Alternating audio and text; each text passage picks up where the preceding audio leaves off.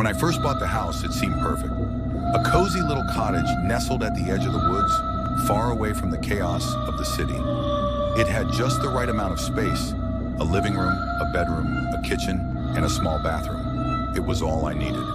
The first night was peaceful, just the sound of crickets and the occasional hoot of an owl. But when I woke up the next morning, something felt off. The air was colder, the creaks in the floorboards louder.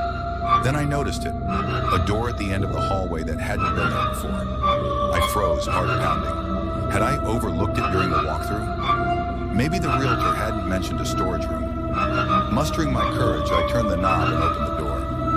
Inside was a room unlike the rest of the house. It was empty except for an old rocking chair that creaked rhythmically, as if someone had just been sitting in it. The walls were lined with faded floral wallpaper, peeling at the edges, and the wooden floorboards groaned underfoot. I closed the door quickly, convincing myself that I'd simply missed it in my excitement to move in. But that night, I heard the faint sound of the chair rocking back and forth. The second morning brought another surprise. There was a new door next to the first. My stomach churned as I opened it, revealing a small, dimly lit nursery. A mobile hung above a crib, spinning ever so slightly even though there was no breeze. The air smelled faintly of baby powder and something sour like spoiled milk. I didn't sleep that night. Every creak and groan of the house felt like it was alive, stretching, shifting. And again I heard the sound of the rocking chair. By the third morning, the hallway was longer, and there were now 3 doors.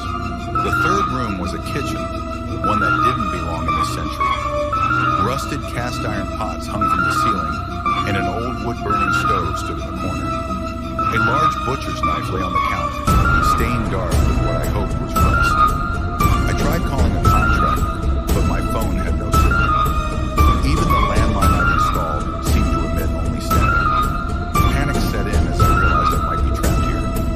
Each night, a new room appeared. A study filled with dusty, leather-bound books written in a language I couldn't read. A bathroom with a clawfoot tub filled to the brim with murky red-tinged water. A bedroom with a 4-poster bed that was still warm, as if someone had just left it. The house wasn't just growing, it was remembering. Last night, the hallway stretched so far that I couldn't see the end. I counted 12 doors. I didn't dare open this one, but I could hear faint whispers coming from behind it, voices calling my name with soft, pleading tones.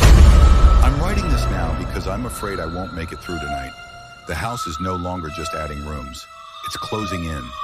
Walls have started to shift, doorways vanishing behind me.